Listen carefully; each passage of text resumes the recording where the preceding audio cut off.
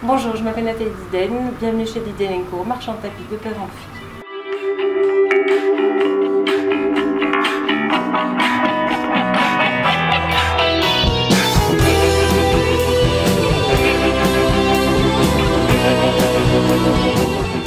Moi j'ai travaillé comme hôtesse puisque je parle plusieurs langues et que j'avais envie de beaucoup voyager. Puis j'ai travaillé en joaillerie, ce qui m'a vraiment appris à vendre des choses très très chères, des choses pas chères du tout. On vendait des swatchs et des complets brillants. Ça m'a énormément servi pour le futur. Et puis mon père travaille dans ce métier depuis qu'il a 18 ans.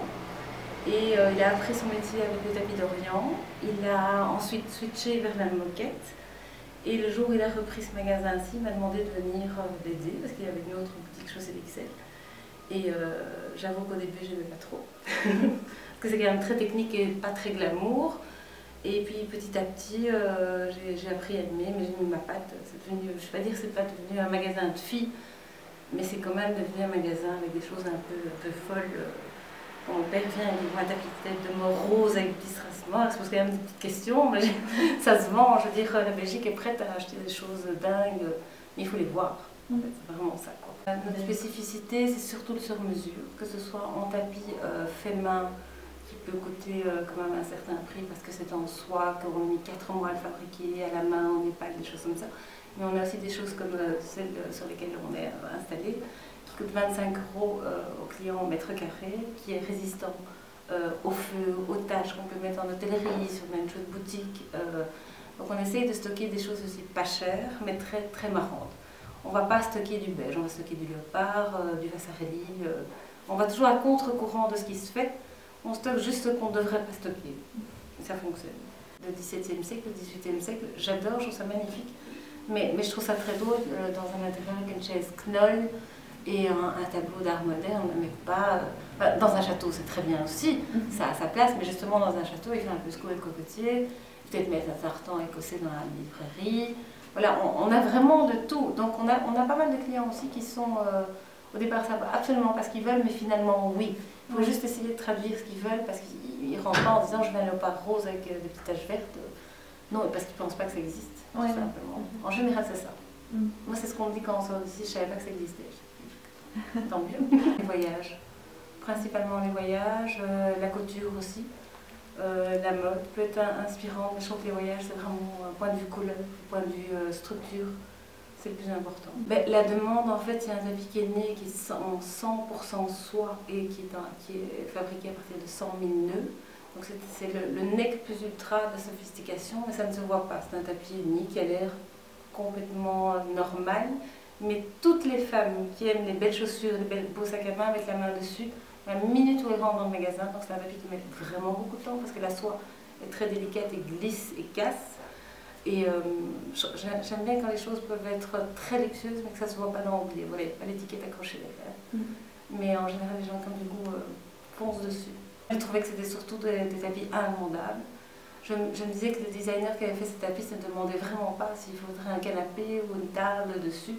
Parce qu'une œuvre d'art en tapis doit vivre sa vie. Elle doit pas être, on peut la mettre au mur, mais le but c'est de marcher dessus, que les enfants se jettent dessus, qu'on vive. Et c'est en rencontrant Nana Gatera, qui est belge mais d'origine rwandaise et qui mélange l'art déco avec l'ethnique, et qui à la base était encore une fois styliste, donc qui faisait des robes et des choses comme ça, qui était mannequin, donc qui a vraiment une vision énorme de la mode et de la déco.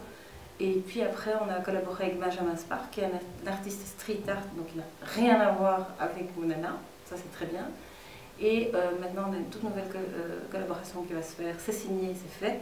C'est Julien Colombier, et Julien Colombier est un artiste qui travaille à la base sur des bases noires, il travaille au pastel dessus, donc c'est très étrange. Il a quand même fait un pop-up pour Chanel, donc c'est quelqu'un qui monte très fort et extrêmement doué. Et ça arrive le 19 janvier. C'est un secret, vous êtes les premiers à savoir. Alors Rita Asia, ça c'est différent.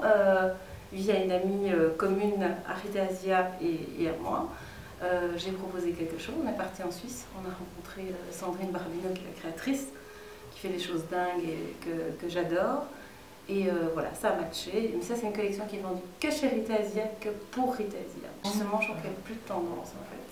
Moi j'essaie toujours, quand j'ai un client qui vient ici sans se prétendre décorateur, je lui dis toujours, vous avez envie de quoi? En général, les couleurs qu'on porte sur soi, les couleurs qu'on aime. Donc si on déteste le vert, a priori, il ne faut pas mettre du vert chez soi, même si c'est très à la mode.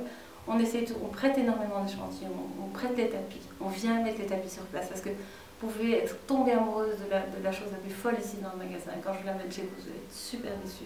Je trouve ça terrible. Moi, j'ai envie que mes clients reviennent et me dire c'est génial, je reçois des petites photos, je reçois le charbonneté sur le nouveau tapis. Donc c'est très très gai, on a une relation de confiance.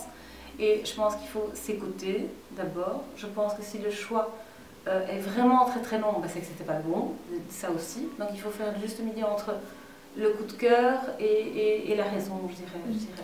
Mais il faut surtout pas se laisser influencer par les couleurs mode parce que ça fonctionne. Ouais. Si vous êtes quelqu'un de très gai, il ne faut pas vivre dans du gris et du beige parce que c'est suicidaire quoi. Alors on travaille, que ce soit à Ibiza, pas mal de bateaux, en général à Cannes. On travaillait en Grèce, on a travaillé aux États-Unis, on a travaillé, alors ça je suis très fière, au Maroc, qui est quand même un pays de tapis. Donc on a une cliente belgo-marocaine qui rêvait en fait d'avoir nos tapis chez elle, donc ça on a trouvé très mignon, on est parti placer tout ça à Tanger. On a des clients en Beyrouth, en Israël, vraiment partout. Donc ça c'est à Londres évidemment, beaucoup, et à Paris. Je sais pas. J'ai 2 filles, donc c'est pour ça que ça s'appelle Marchand de tapis de père en fille avec S. Je suis toute seule mais j'ai 2 filles. Et je ne suis pas du tout obsédée par l'idée qu'elles reprennent ça. Si une des 2 est très intéressée, mais elles ont 16 ans et 11 ans, donc je pense qu'il y a un petit peu le temps. Elles pourront reprendre la boutique si elles sont bonnes, voilà, si elles sont efficaces et intéressées par ce qu'elles font. Mais au départ, c'est vraiment ce que je disais, c'est vraiment pas un métier de rôle. Au départ, c'est un métier d'homme, que des hommes. C'était tenu que par des grosses usines avec des logiques industrielles. Donc, quand vous voyez des gammes de couleurs, vous leur dites, mais ça n'a pas d'avoir un rouge, un orange. Non, mais ça ne se vend pas. Mais quand on vend des choses, je veux dire, c'est vrai que le beige a quand même une culture assez classique, en bucket, beaucoup de beige, beaucoup de chocolat, des choses comme ça. Si vous n'introduisez pas dans une palette de couleurs un beau rouge ou un bel orange, c'est tellement triste que vous passez la page. Voilà, c'est le premier coup d'œil qui fait que. Et donc, voilà, on essaye. Alors, on a des ateliers en Belgique, on privilégie la Belgique évidemment, il y a des choses qui ne se font pas en Belgique, qui n'existent plus malheureusement. Donc par exemple les tapis noués c'est au Népal, et on a une production au Portugal et les options se fabriquent en Chine. Pas, je précise, par des enfants, nous surveillons tous nos ateliers, on fait toujours des descentes éclairs dans tous les endroits où on travaille. On veut savoir à qui appartient une usine, ce qu'ils font, leurs produits, et s'il y a quand même une déontologie, je trouve que c'est très important. On travaille avec très peu de produits indiens, par exemple, parce que c'est très très compliqué de surveiller toute la chaîne de fabrication. Et surtout, nous n'achetons pas à des agents, des choses comme ça, nous achetons aux fabricants. Ce qui explique nos prix raisonnables.